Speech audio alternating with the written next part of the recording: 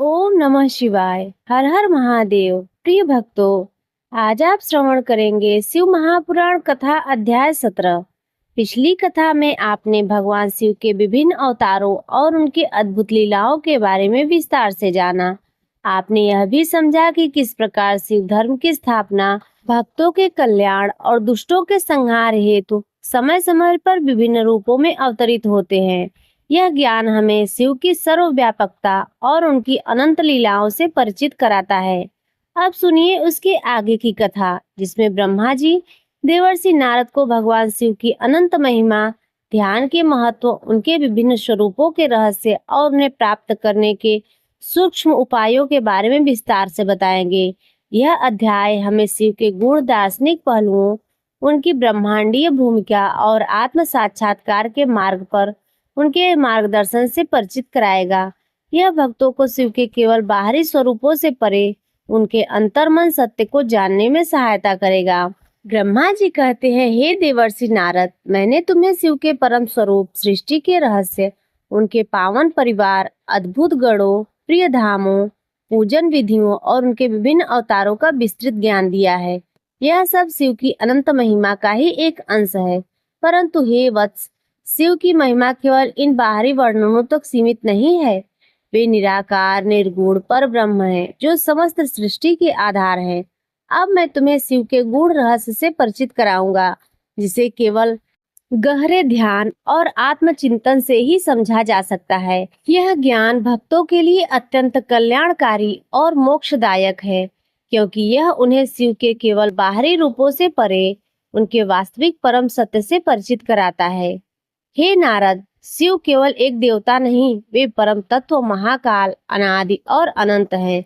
उनकी महिमा का वर्णन शब्दों में करना असंभव है।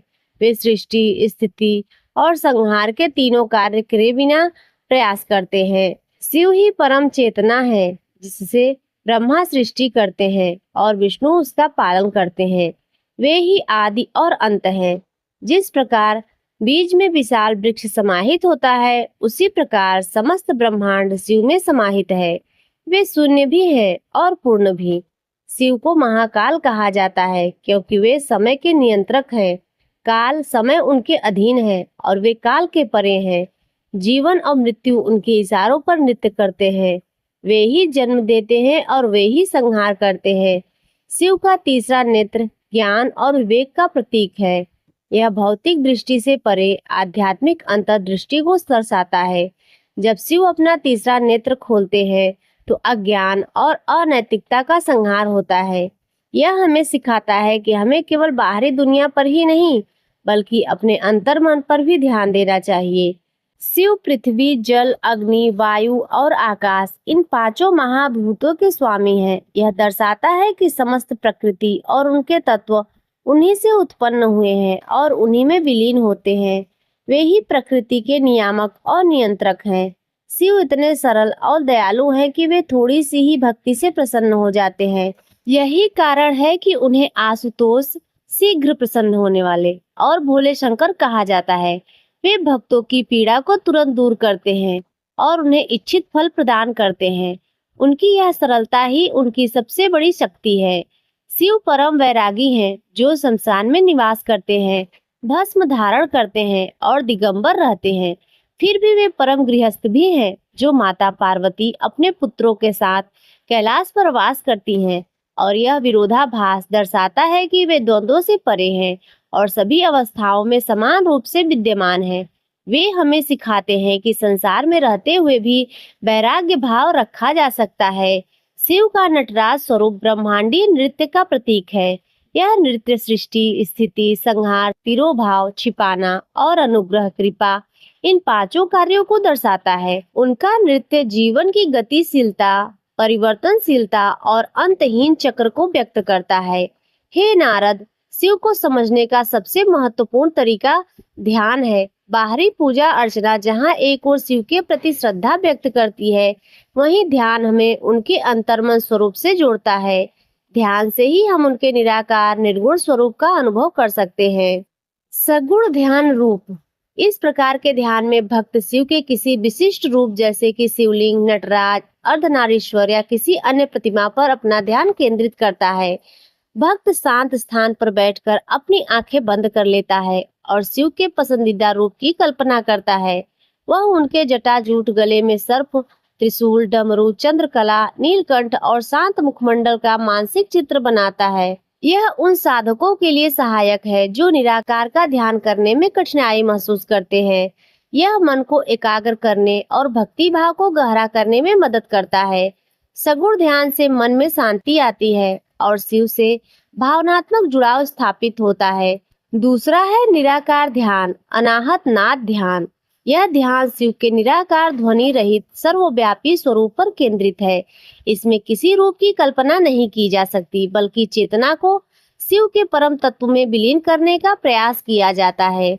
साधक अपनी सांसों पर ध्यान केंद्रित करता है और धीरे धीरे अपने अंतर्मन में उठने वाली अनाहत नाद, अनसुनी ध्वनि को सुनने का प्रयास करता है। यह ध्वनि ब्रह्मांडीय स्पंदन का प्रतीक है जो शिव के परम स्वरूप से जुड़ी है। यह ध्यान विचारों से परे जाने और शुद्ध चेतना का अनुभव करने का प्रयास है। यह ध्यान अत्यंत उन्नत स्तर का है और गहरे आध्यात्मिक अनुभव प्रदान करता है। इससे साधक आत्म साक्षात्कार की ओर बढ़ता है और शिव के साथ अपनी अभिन्नता का अनुभव करता है। यह मन की चंचलता को समाप्त करता है और परम शांति प्रदान करता है। तीसरा है मंत्र ध्यान। इस ध्यान में शिव के मंत्रों का जाप करते हुए उन पर ध्यान केंद्रित किया जाता है। ओम नमः शिवाय, पंचाक्षर मंत्र या महामृत्युंजय मंत्र जैसे शिव मंत्रों का मन ही मन या सस्वर जाप किया जाता है। जाप करते समय मंत्र के अर्थ और उसके स्पंदन पर ध्यान केंद्रित किया जाता है। मंत्रों में अद्भुत शक्ति होती है। वे मन को शुद्ध करते हैं, सकारात्मक ऊर्जा का संचार करते हैं और शिव के साथ संबंध स्थापित करते हैं। मंत्र जाप से मन एकाग्र होता है और ध्यान गहरा होता है। चौथा है सांस पर ध्यान, प्राण ध्यान। शिव को प्राणों का अधिपति माना जाता है। इस ध्यान में सांस को शिव के रूप में देखा जाता है। साधक अपनी सांस के आने जाने पर ध्यान केंद्रित करता है। हर सांस को शिव की ऊर्जा के रूप में महसूस करता है जो उसके शरीर और मन को शुद्ध कर रही है। यह ध्यान मन को शांत करता है, शरीर में ऊर्जा का संतुलन बनाता है और शिव के साथ एक सूक्ष्म संबंध स्थापित करता है। हे नारद, शिव के अनेक रूप हैं और प्रत्येक रूप एक विशेष दार्शनिक सत्य और ब्रह्मांडीय ऊर्जा का प्रतिनिधित्व करता है। इन स्वरूपों को समझना हमें शिव के परम रहस्य के करीब ले जाता है। पहला है लिंग स्वरूप ज्योतिर्लिंग। शिवलिंग शिव का निराकार और साकार संगम है। यह ब्रह्मांड की उत्पत्ति और ऊर्जा का प्रतीक है। लिंग पुरुष तत्व चेतना और योगी जलहरी प्रकृति तत्व शक्ति का प्रतिनिधित्व करते हैं। यह दोनों मिलकर सृष्टि की निरंतरता को दर्शाते हैं। ज्योतिर्लिंग शिव के अनंत प्रकाश का प्रतीक है जो यह दर्शाता है कि शिव स्वयं प्रकाशमान है और समस्त अंधकार को दूर करते हैं। शिवलिंग पर जल और अन्य द्रव्य चढ़ाना हमें बताता है कि शिव सभी तत्वों से परे है और सभी में व्याप्त है। यह हमें सृष्टि के मूल स्रोत से जोड़ता है। दूसरा है नटराज स्वरूप। यह शिव का ब्रह्मांडीय नर्तक का स्वरूप है। नटराज की मूर्ति में शिव एक पैर पर खड़े हैं, दूसरा उठा हुआ है और वे एक अग्निवलय से घिरे हैं। उनके 4 हाथ हैं जो सृष्टि, स्थिति, संहार और मुक्ति को दर्शाते हैं। यह स्वरूप जीवन की गतिशीलता, सृजन, विनाश और पुनर्निर्माण के चक्र को दर्शाता है। अग्निवलय ब्रह्मांड को दर्शाता है, जबकि उनका नृत्य काल के परे शाश्वत सत्य का प्रतीक है। उनके पैरों के नीचे रौंदता हुआ अपस्मार अज्ञानता का दानव अज्ञानता पर विजय का प्रतीक है। तीसरा है अर्धनारीश्वर स्वरूप। यह शिव और पार्वती का संयुक्त स्वरूप है जिसमें एक आधा पुरुष और दूसरा आधा स्त्री है। यह पुरुष चेतना और प्रकृति शक्ति के एकाकार होने का प्रतीक है। यह स्वरूप दर्शाता है कि ब्रह्मांड में कुछ भी अकेला नहीं है। शिव और शक्ति अविभाज्य है, जैसे शब्द और अर्थ। यह द्वैत में अद्वैत को दर्शाता है। यह हमें सिखाता है कि पुरुष और स्त्री दोनों समान रूप से महत्वपूर्ण हैं और एक दूसरे के पूरक है। यह संतुलन और सामंजस्य का प्रतीक है। चौथा है दक्षिण मूर्ति स्वरूप।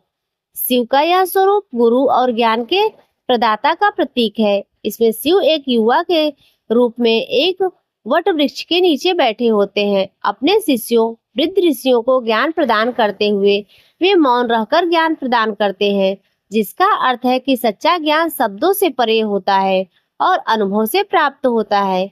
यह स्वरूप शिक्षण, ज्ञान, ध्यान और आत्म अनुशासन के महत्व को दर्शाता है।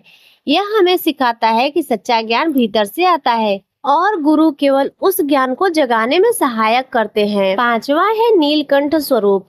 जब समुद्र मंथन के दौरान विष हलाहल उत्पन्न हुआ तो शिव ने उसे पी लिया और अपने कंठ में धारण कर लिया, जिससे उनका कंठ नीला हो गया। यह स्वरूप त्याग, परोपकार और संसार की भलाई के लिए आत्म बलिदान का प्रतीक है।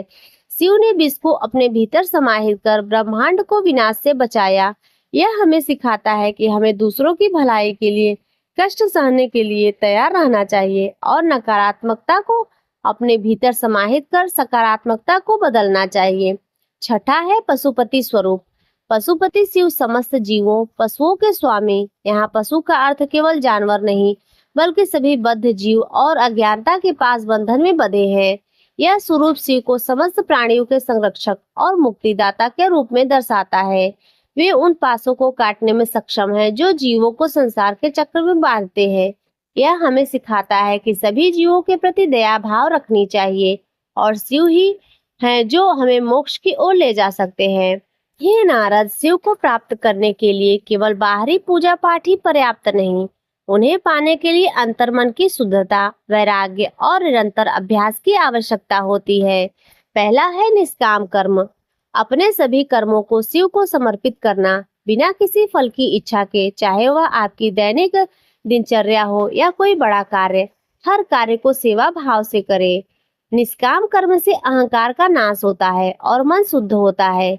यह हमें आसक्ति से मुक्त करता है और शिव के साथ हमारा संबंध गहरा करता है। दूसरा है वैराग्य और अनासक्ति। संसार की वस्तुओं और रिश्तों से अत्यधिक आसक्ति न रखना। यह समझना कि सब कुछ नश्वर है और परम सत्य केवल शिव है। वैराग्य का अर्थ संसार को त्यागना नहीं, बल्कि संसार में रहते हुए उनसे बंधन नहीं है। यह मन को शांत करता है और हमें शिव के चिंतन में सहायता करता है। तीसरा है समभाव। सभी प्राणियों और परिस्थितियों के प्रति समान भाव रखना। सुख दुख, लाभ हानि, मान अपमान में समत्व भाव बनाए रखना। समभाव मन को शांत और स्थिर करता है। यह हमें द्वंद्वों से मुक्त करता है और हमें शिव के सर्वव्यापी स्वरूप का अनुभव करने में मदद करता है। चौथा है आत्मज्ञान की खोज। स्वयं को जानने का प्रयास। मैं कौन हूँ, इस प्रश्न का उत्तर खोजना। यह जानना कि आत्मा ही शिव है और शिव ही आत्मा है। आत्मज्ञान शिव को प्राप्त करने का परम मार्ग है। जब व्यक्ति स्वयं को जान लेता है तो वह शिव को भी जान लेता है, क्योंकि शिव ही तो आत्मा है। पांचवा है पवित्र संगति, सत्संग। उन लोगों के साथ समय बिताना जो आध्यात्मिक मार्ग पर है और शिव के भक्त हैं। उनके साथ शिव कथाओं का श्रवण करना और विचारों का आदान प्रदान करना। सत्संग मन को शुद्ध करता है और प्रेरणा देता है और आध्यात्मिक प्रगति में सहायता करता है। छठा है गुरु का मार्गदर्शन। एक सच्चे गुरु की शरण लेना जो शिव के मार्ग को जानता हो और हमें सही दिशा दिखा सके। गुरु अज्ञानता के अंधकार को दूर कर ज्ञान का प्रकाश फैलाते हैं। वे हमें शिव तक पहुंचने का सही मार्ग बताते हैं। सातवां है योग और प्राणायाम। नियमित रूप से योग, आसन और प्राणायाम का अभ्यास करना। योग और प्राणायाम शरीर और मन को शुद्ध करते हैं, ऊर्जा का संचार करते हैं और ध्यान की गहराई में जाने की सहायता करते हैं। शिव स्वयं आदि योगी हैं, इसलिए योग उनका प्रिय मार्ग है। आठवां है सेवा भाव।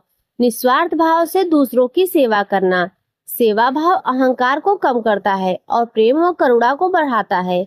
शिव समस्त प्राणियों में वास करते हैं, इसलिए जीवों की सेवा शिव की ही सेवा है। हे वत्स नारद, मैंने तुम्हें शिव की अनंत महिमा, ध्यान के महत्व, उनके विभिन्न स्वरूपों के रहस्य और उन्हें प्राप्त करने के लिए सूक्ष्म उपायों के बारे में विस्तार से बताया। यह ज्ञान तुम्हें शिव के वास्तविक स्वरूप को समझने में सहायक होगा और तुम्हें उनके परम निकट ले जाएगा।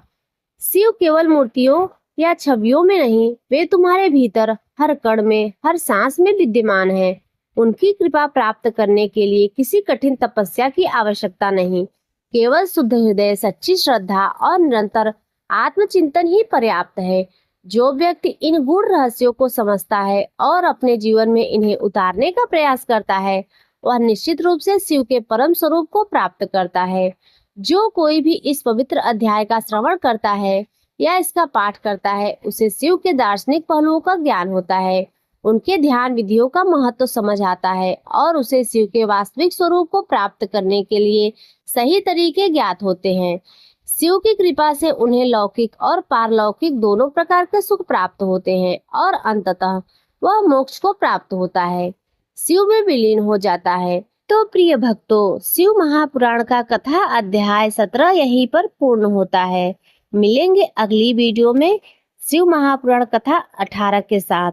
तो भक्तों, आज की कथा यदि आपको पसंद आई हो तो वीडियो को लाइक कर दीजिए, चैनल पर पहली बार आए हो तो सब्सक्राइब कर दीजिए और कमेंट में हर हर महादेव अवश्य लिखिए।